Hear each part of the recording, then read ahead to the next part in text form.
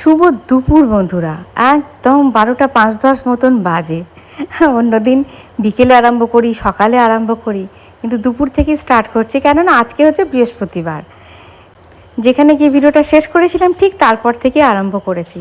আজকে দেখাচ্ছি রোদটা কেমন উঠেছে। রান্না বান্না সব হয়ে গেছে, কটা কাঁচা লঙ্কা তোলার জন্য আমি বাগানে এসেছি। নিরামিষ নিরামিষ রান্না হলে কারোর কোনো অসুবিধা হয় না, কিন্তু কুচুমটা খেতে চায় না, বলে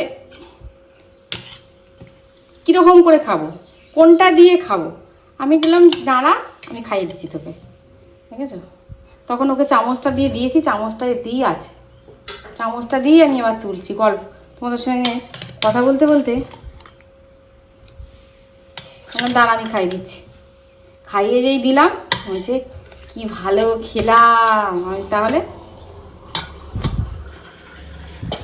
আসলে ওরা একটুখানি মুরগির ঠ্যাং পেলে কি তোমার খাসির ঝোল পেলে খুব ভালো খায়। এগুলো দিয়ে খেতে একদম শেখ, এগুলো দিয়ে শিখতে হবে তো। নিরামিষ খাওয়ার মতন এটাতে আবার হাতাটা নিয়ে ফেলেছি, এই ইয়েটা ডাবু হাতাটা নিলে সুবিধা হয়। আজকে করেছি মুগের ডাল, আলু পটলের দম।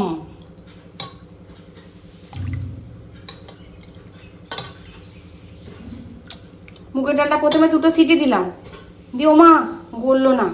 আমি বাবা, এই নতুন মুগের ডালটা নতুন এনেছে।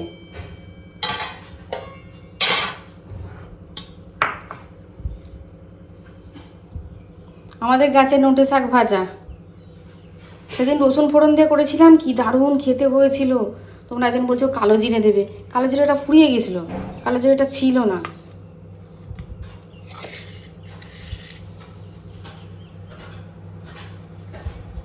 আমাদের গাছেরই বেগুন ভাজা, গাছের বেগুন 2-3টে হয়েছে।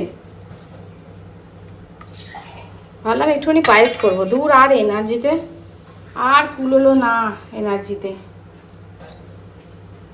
করেছি একটু টক। এই ঘিটা করেছে আমার মা, মাটা তুলে। হ্যাঁ দেখো, পাট পাট পাট পাট, বুঝতে পারছো? একবার মা তো অল্প দুধ নেয়, হ্যাঁ মা বলছে একটু বাবা একটু বেশি হলে ভালো হয়। সরের থেকে মাটা তোলা দুধ, মানে মাটা তোলা ঘি অনেক বেশি টেস্ট হয়। আর হয়েছে ঝোল ঝোল টক। সেদিনকে সিমুই করেছিলাম, আজকে দূর আর আজকে ভালো লাগছে না। তোমাদের কমেন্টের অ্যান্সারগুলো দিলাম বসে বসে।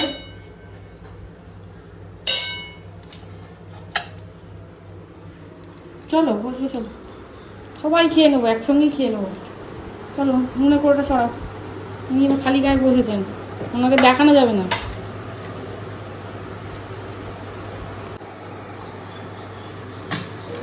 পাঁপড় ভাজা দিতে ভুলে গেছি, পাঁপড় ভাজা দেবো তোমায় এখন?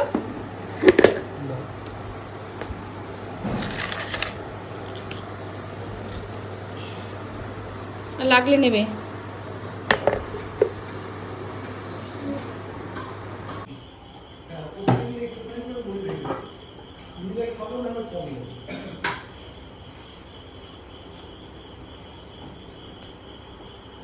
কুচুম গেছে খেলতে, দিয়ে চলে এসেছিস? বলছি চলে এসেছি। কুচুম গেছে খেলতে, বলছে আজকে হনুমানজির বার্থডে। আমি বলছি হ্যাঁ আজকে হনুমানজির বার্থডে। বলছে তাহলে ভালো মন্দ হবে তো? তার মানে বাড়িতে অনুষ্ঠান মানে শুধু ঠাকুর পুজোও নয়, বুঝলে, এনাদেরও আবার সেবা করতে হবে। আমি কি খাবি বল? লুচি খেতে চাই না, বলছে গরমে লুচি খাবে না, কিন্তু পরোটা খাবে। আচ্ছা ঠিক আছে, পরোটা আর আলুর দম হবে রাত্রিরে ডিনার। আর এই বৌদি এই যে এইটাকে দিয়েছে হারিয়ে, কোথায় ওটা আর পাচ্ছি না খুঁজে, বুঝলে, বুঝে দিয়ে শুকো দিয়েছিলাম তো তুলে নিতে পারোনি।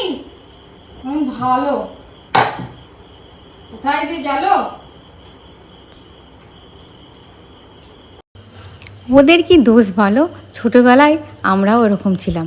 আজ না হয় স্বাস্থ্যের দিকে চিন্তা করে তেল খাবো না, ময়দা খাবো না, এটা খাবো না, ওটা খাবো না করি। ছোটোবেলায় তো সেটা ছিল না। ছোটোবেলায় এই নীলষষ্ঠীর উপোস, তারপরে বিভিন্ন মানে মা ঠাকুমার উপোস মানেই দুপুরবেলায় সুন্দর করে সাবু মাখা, সেটা গিয়ে স্কুল থেকে গিয়ে খেতাম।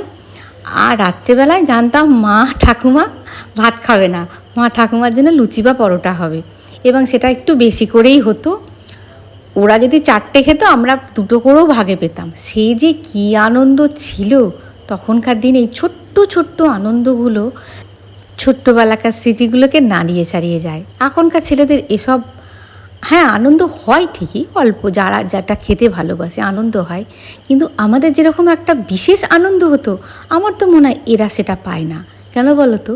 এরা না চাইতে অনেক কিছু পেয়ে যায়।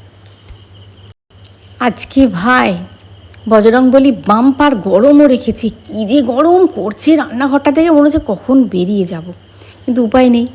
লুচি খাবে না, লুচি নাকি অনেক তেল থাকে, পরোটা খাবো। আলাম আচ্ছা ঠিক আছে, পরোটাই করা হোক। একটা পরোটা করতে করতে দেরিও হয়। ওদিকে আলুটা ভেজে সিটি দিইনি, একবারে পুরন কাজ করেছি। একদম সিটি দিয়েছি, দিয়ে একদম মশলা কষে নিয়ে দিয়ে দেবো। আর এতে দিয়েছি একটু কাজু, কিশমিশ, মগজ। আমার এই আলুর দমটা খেতে খুব ভালো লাগে, তবে এই পজিশানে একদম এইরকম শুকনো শুকনো গায়ে লাগা থাকবে, সেই পজিশানে। আমরা যখন ছোটোবেলায় কম্পিটিশানে যেতাম বা কোনো গানের অনুষ্ঠানে যেতাম, কী দিতে বলো তো? 4টে করে লুচি, হ্যাঁ, আর ওই যে তোমার মিষ্টির প্যাকেটগুলোতে 4টে করে লুচি, ওইরকম শুকনো শুকনো আলুর দম, একটা করে দানাদার, একটা করে ডিম সিদ্ধ। এই ছিল তখনকার দিনের টিফিন। এখন কেমন আছে জানি না, এখন তো এইসব কম্পিটিশান উঠেই গেছে, ছোটো ছোটো কম্পিটিশানগুলো উঠেই গেছে। একটুখানি ঝোল ঝোল না রাখলে ওনাদের আবার গলায় আটকায়। আলুর দমটা দেখে তো মনে হচ্ছে ভালোই হয়েছে, খেয়ে দেখি।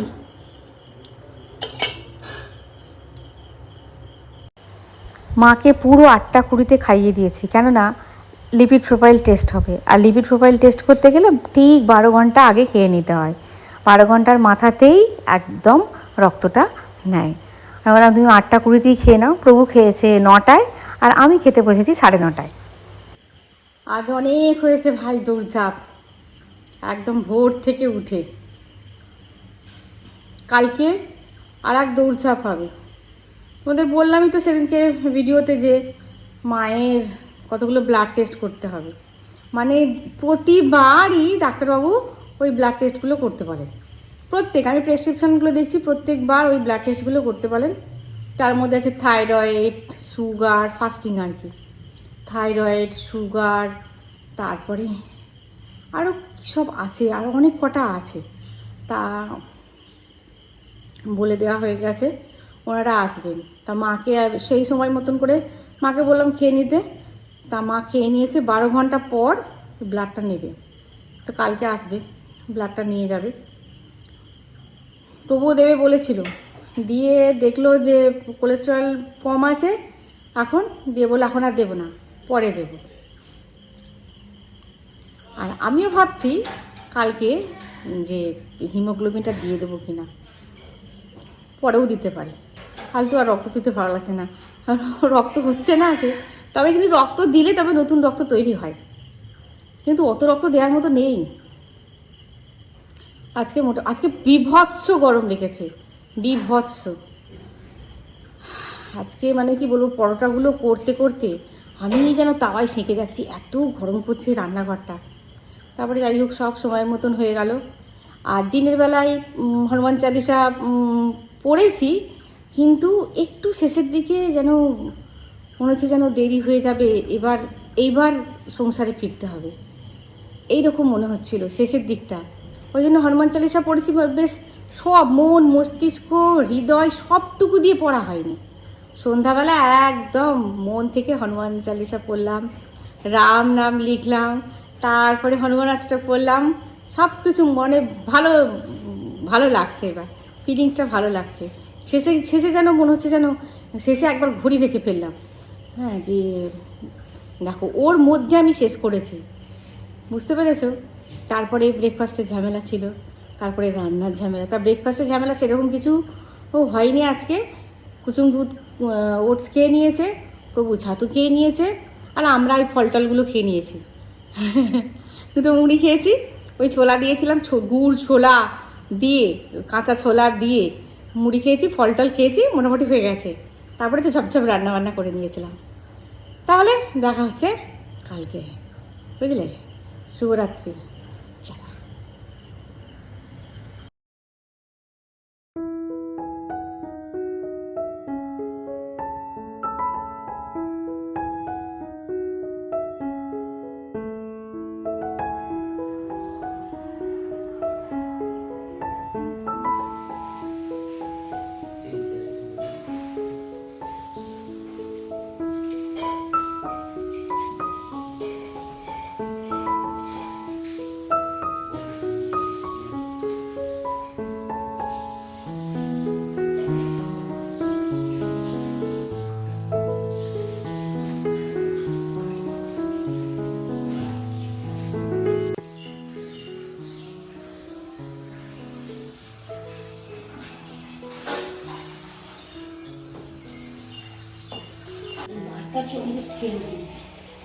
আটটা চল্লিশে খেয়ে উঠেছে, তার মানে এখন 9:40 হয়ে গেছে, 12 ঘন্টা।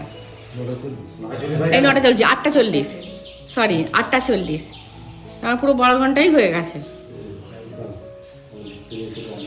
হ্যাঁ,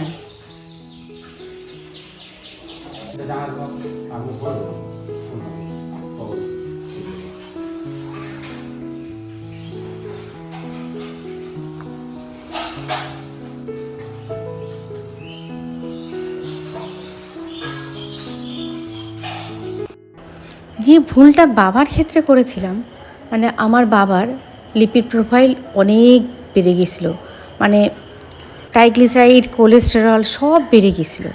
তার ওপর আবার 5-6 দিন প্রেসারের বড়ি খেতে ভুলে গেছিলো। আর তখন মায়ের শরীর খারাপ ছিল, মাও মনে করে দেয়নি। ঘটনাটা ওইখানেই একদম পাকে চক্রে মারাত্মক একটা ঘটনা নিয়ে নিল জীবনের। তাই লিপিড প্রোফাইলটা আর প্রেশারটা এই বয়সে কেন, 40-এর পর থেকেই একটু সাবধানতা অবলম্বন করা দরকার, এখন যা সময় চলছে।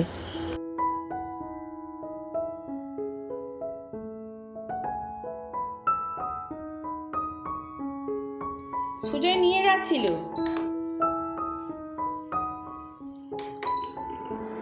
মায়ের চাটা করে আবার রেখে দিলাম, আবার গরম করতে হচ্ছে, ঠান্ডা হয়ে গেল।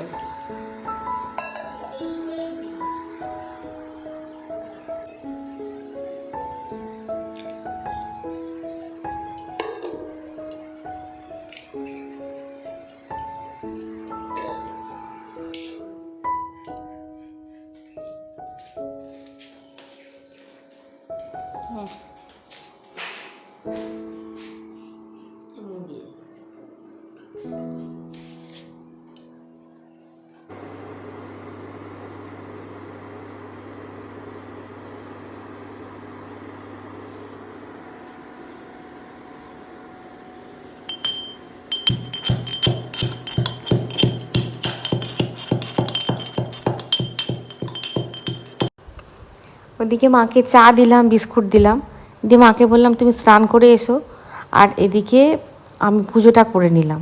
তা যাই হোক, এখনও পর্যন্ত পুজোটা করতে পারছি। পুজোটা করে সোজা চলে এলাম রান্নাঘরে, হচ্ছে কুচুমের চিকেন স্টিউ। আমাকে বলেছে সবজি দেবে না, গাজর ছিল, বললাম একটু গাজর দিই, বলো না আমার আজকে সবজি খেতে ইচ্ছা হচ্ছে না। আসলে পরপর কদিন সবজি দিয়ে খাচ্ছে, বললাম আচ্ছা ঠিক আছে। 4 পিসই ছিল, আর নেই। মোটামুটি করে ওকে দিয়ে তারপরে ব্রেকফাস্টে চলে যাব, আমাদের ব্রেকফাস্ট তৈরি করতে হবে। ও শুধু এইটুকুই খাবে। চিকেন স্টিউ করার পর প্রেসার কুকারটা আবার একটু বাইরে বার করে দিলাম, কেননা মা খাবে না। মা ওই প্রেসার কুকারে চিকেন স্টিউ হয়েছে, ওটা না মাজলে আবার মা আবার খেতে চাইবে না। কারণ বৌদিকে আবার ওটা নাবিয়ে দিলাম, বৌদি বললো নাবিয়ে দাও, কোনো অসুবিধা নেই, আমি একটু মেজে দেবো। আর এদিকে আমাদের ব্রেকফাস্ট হবে, আমনগুলো ভিজানো আছে সকাল থেকে, মানে ওনারা আসবেন আসবেন নেবেন এই টেনশনে আর খাওয়াই হয়নি। কালকে ভিজিয়েছিলাম মুগ ডাল, এটা অঙ্কুরোদ্গম হয়ে গেছে, এটাই একটুখানি, শুধু এটাই একটুখানি তরকারির মতো করে নেব, এটাই হবে ব্রেকফাস্ট। মন মস্তিষ্কের মধ্যে কথাটা ঘুরছে কদিন ধরে কিন্তু কাজের চাপের মধ্যে মনে যখন পড়ছে মনটা ভার হয়ে যাচ্ছে, দিয়ে তারপরে আবার ভুলে যাচ্ছি। এটা হচ্ছে পরের দিন, তোমাদের সঙ্গে শেয়ার করবো ভাবছি আর ভুলে গেছি। দেখো রাহুল চলে গেল, বেশ কিছুদিন হয়ে গেল। আস্তে আস্তে আস্তে মিডিয়াও থেমে যাচ্ছে, মিডিয়ার মধ্যে আলোচনাও আস্তে আস্তে থামবে, একদিন না একদিন থেমে যাবে, আমাদের মধ্যেও আলোচনা থেমে যাবে। কিন্তু তার সৃষ্টি, তার অভিনয় সৃষ্টি, তিনি যে অভিনয়টা করে গেছেন সেটা থেকে যাবে, সেটা আমরা চাইলেই দেখতে পাবো। কিন্তু আমাদের সাধারণ মানুষদের সেটুকুও নেই। আজ থেকে বেশ কিছু বছর আগে আমার বড় ভাসুর ছিলেন ডিবিসির এক্সিকিউটিভ ইঞ্জিনিয়ার, 5 বছর সার্ভিস ছিল। আমার বড় ভাসুরের 2টো ছেলে, বড় ছেলে তখন ইঞ্জিনিয়ারিং পড়ছে, ছোট ছেলে সম্ভবত ক্লাস 7-এ পড়ে। তা ওনারা এখানে থাকতেন না, মানে আমার শ্বশুরবাড়িতে থাকতেন না, থাকতেন সিঙ্গুরে। আর আমার বড় ভাসুর আমি বিয়ের পর দেখেছি শনিবার রবিবার আমার শাশুড়ি মায়ের কাছে আসতেন, এসে থাকতেন। সোমবার আমার শাশুড়ি মায়ের কাছে, মানে আমার শ্বশুরবাড়িতে খাওয়া দাওয়া করে উনি আবার অফিস জয়েন করতেন। তা একসময় একটা বাড়িতে অনুষ্ঠান ঠিক হলো, সেইটাকে কেন্দ্র করে, আর তাছাড়াও বড় ভাসুরের শরীরটা একটু মানে ভালো যাচ্ছিল না, খারাপ যাচ্ছিল। তা আমার বড় যা, আমার বড় ভাসুর আমার শ্বশুরবাড়িতে এসে বেশ কিছুদিন থাকতে আরম্ভ করে। তারপরে সেই অনুষ্ঠানটাও হয়, আমরা খুব আনন্দ করলাম অনুষ্ঠানটাতে। তার কয়েকদিন পরে, তখনও কিন্তু ওখানেই আছেন যা বড় ভাসুর ওখানেই ছিলেন। তার কয়েকটা দিন পরে, তখন বাজে, সেটা ছিল ডিসেম্বর মাস, রাত্রি 8টা 8:30 মতন বাজে। আর আমি তখন খুব প্রোগ্রাম করতাম, তার জন্য আমাকে প্র্যাকটিসও করতে হতো। তা আমি, আর যেহেতু শীতকাল ছিল, ডিসেম্বর মাস, সেহেতু দিনের বেলাকার রান্নাবান্না কিছু ছিল, সন্ধ্যাবেলা রান্নাবান্না কিছু সেরকম করতে হয়নি। তখন বাজে 8:30, তখন একটা ফোন আসে। ফোনটা তুলতেই মানে আমি বুঝতে পারছি ওপার থেকে মানে হাহাকার আসছে একদম। তারপরে আমার ভাসুরমশাই জানান, আমার মেজ ভাসুরমশাই জানান যে বড় ভাসুর আর নেই। মানে ঠিক নিতে পারছি না আমি, মানে তোমরা হয়তো বলবে এত শোক, মানে হঠাৎ করে শুনেছে তো, দিয়ে আমার হাত পা কাঁপছে। মানে কি বলবো, আমি ভাবছি এই কথাটা আমি গিয়ে তার ভাইটাকে কিভাবে বলবো। সে তো ফোনটা ধরেনি। আমি ফোনটা আস্তে আস্তে রাখলাম, ধীরে সুস্থে ওকে বললাম বসো আমার পাশে। বলছে কেন? হঠাৎ করে বলেছি বসো আমার পাশে। বলছে কেন? বললাম বসো না। বসলো। তারপরে আমি ঘটনাটি বললাম, বলতেই ও তড়াক করে উঠে পড়লো বিছানা থেকে, কি পাগলের মতো কান্নাকাটি করতে আরম্ভ করে দিল। আমার তখন মনে হচ্ছে মরেছে, আমি মানুষটাকে নিয়ে যাব কি করে, যেতে তো আমাদের হবেই। আমার বাবাকে ফোন করলাম, আমার বাবাকে বললাম তুমি একটা গাড়ি দেখো, 4 হুইলার দেখো। না ওই পজিশানে, আমাদের তখন 4 হুইলার ছিল না, আর ওই পজিশানে গাড়ি চালিয়ে যাওয়া সম্ভব নয়, মোটরসাইকেল করে চালিয়ে যাওয়া সম্ভব নয়। দিয়ে বাবাকে বলতে বাবা একটা 4 হুইলার দেখে দিল। আমরা মানে এই 4 হুইলার এখানে এলো, এখান থেকে আমরা চলে গেলাম, ছেলেকে মায়ের কাছে রাখলাম, রেখে দিয়ে সোজা বেরিয়ে চলে গেলাম শ্বশুরবাড়ির উদ্দেশ্যে। তা শ্বশুরবাড়িতে গিয়ে যেটাই হয় আর কি, স্বাভাবিক যেটাই হয়, মানে কি বলবো, আর্তনাদ, মানে আমার এখনও পর্যন্ত কানের মধ্যে ভাসে আর্তনাদ একদম। মানে শব্দের ওপরে আছাড় খেয়ে স্ত্রী কাঁদছে, আমার শাশুড়ি কাঁদছে। এবার স্বাভাবিক, সবাই অনেকক্ষণ আগে ঘটনাটা হয়েছে, তাই খুব কাছের জন হাউ হাউ করে তখনও কাঁদছে, কিন্তু একটু যারা দূরে তারা কিন্তু আস্তে আস্তে আস্তে থেমে গেছে। এবার আমরা গেলাম, তারপরে বেশ কিছুক্ষণ কান্নাকাটি রোল হলো, আবার থেমে গেল। কিন্তু এইবার দেখো, যেতে যেতে প্রায় 11টা 11:30 বেজে গেছিলো, 11:30 না 11টা বেজে গেছিলো। আর 11টা থেকে একটা করে প্রহর যাচ্ছে, ওই সব দেহর পাশে আমরা বসে আছি। মানে স্ত্রী তো কেঁদেই যাচ্ছে আপুঝুটে, আর আমার শাশুড়ি মা তো অনবরত কেঁদে যাচ্ছে মাথার গোড়ায় বসে, যেটা হয় স্বাভাবিক। আর আমি আর আমার ছোটো যা পায়ের গোড়ায় চুপচাপ, মানে সব দেহর পায়ের গোড়ায় চুপচাপ বসে আছি। আর মানে আস্তে আস্তে প্রহর যাচ্ছে, আমি বেশ মানে সেই দিনকার কথাটা আমার মনে পড়ে, আস্তে আস্তে প্রহর যাচ্ছে। হ্যাঁ, আস্তে আস্তে কান্নার এটা কমছে, মানুষের তো একটা শারীরিকও ক্ষমতা আছে, সেটাও আস্তে আস্তে কমছে। আস্তে আস্তে কমের দিকে আসছে। আমার বড় যা শব্দের ওপরেই তো মানে ওপরেই পড়েই আছে আর কি। হ্যাঁ, সে আর কাঁদার ক্ষমতা নেই। আর আমার শাশুড়ি কেঁদেই যাচ্ছে, মানে উচ্চস্বরে যে কাঁদছিলেন সেটা আস্তে আস্তে আস্তে আস্তে থেমে নিম্নস্বরে কাঁদতে আরম্ভ করছেন, কিন্তু কেঁদেই যাচ্ছেন। কেঁদে একটা একটা রোল চলেই যাচ্ছে, মানে একটা চলেই যাচ্ছে, কান্নার একটা ইয়ে চলেই যাচ্ছে, রেস চলেই যাচ্ছে। আমি সেই দিনকে উপলব্ধি করলাম, এই তো জীবন। অনেকবারই উপলব্ধি করেছি। হ্যাঁ, দেখো, উপলব্ধি মানে কি, অনেক রকমের উপলব্ধি মানুষের হয়। কীরকম উপলব্ধি বলো তো? নিজের যখন হয় না, একদম ব্লাড রিলেশন যখন হয়, তখন মাথার উপলব্ধি মাথার উপর আসে না, মানে মাথায় কাজ করে না। তখন কি মনে হয় বলো তো? ভগবানকে এ কী করে হলো, এ কেন হলো, আমরা হারিয়ে ফেললাম, মানুষটাকে হারিয়ে ফেললাম। এই একটা মানে শুধু আর্তনাদ আর আর্তনাদ আর বুক চাপড়ানো।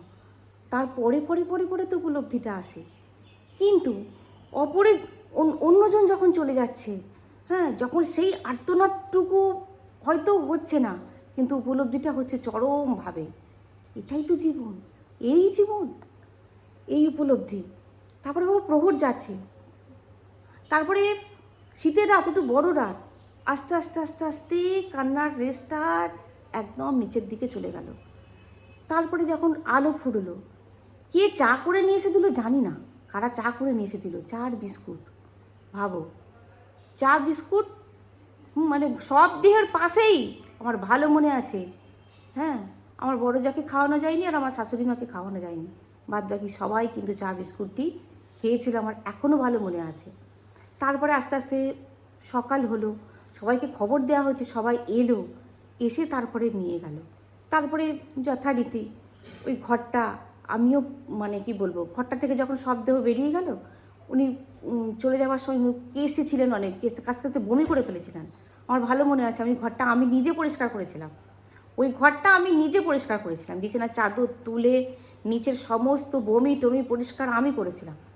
করে হ্যাঁ, বিশাল কিছু কাজ করিনি, কেন ওই সময়টা কে করবে, আমাদের কি করতে হবে। শবদেহ চলে যাওয়ার পরের কথা বলছি। হ্যাঁ, সব কাজকর্ম হলো। দুপুরবেলায় জানি না কার বাড়ি থেকে দুটো ভাত এলো, আমরা খেলাম। তখন শবদেহ, আমাদের তো বাড়িতে কিছু করা যাবে না, শবদেহ তখন শয়ে ওঠেনি। তখন উপলব্ধি করেছিলাম, যে যায় সেই যায়, সব চলে, সবটুকু চলে। যে যায় সেই যায়, আর তার মায়ের যায়, বাকি সবটুকু চলে। চললেও তাই, সবটুকু চললো, এটাই হয়। মানে আমি রাহুল চলে গেল সেই মুহূর্তে, মানে কেমন একটা হচ্ছিল দেখো, আস্তে আস্তে আস্তে সব স্বাভাবিক হয়ে গেল, সবই তো আবার হচ্ছে। এটাই জীবন, এটা একদম চরম সত্য। মানুষ এটাকেই মেনে নিতে পারে না। হ্যাঁ, এটাকে মনের মধ্যে প্রায় নিয়ে আসতে হবে, নিয়ে এসে ভালোভাবে বাঁচার চেষ্টা করতে হবে। যে কদিন ভগবান দিয়েছে, একটু ভালোভাবে বাঁচার চেষ্টা করতেই হবে আমাদেরকে। আমি এটাই উপলব্ধি, এখন চরম উপলব্ধি এটাই, বুঝলে। খুব কঠিন কথা বলে ফেললাম বলো। এই রাহুল মানে এই চলে যায় এক একজন না, আমার ওই বড় ভাসুরের কথা মনে পড়ে। তাহলে ভিডিওটা এই পর্যন্ত, দেখা হচ্ছে পরের ভিডিওয়। খুব ভালো থাকবে, খুব সুস্থ থাকবে। আজ আসি বন্ধুরা, টাটা।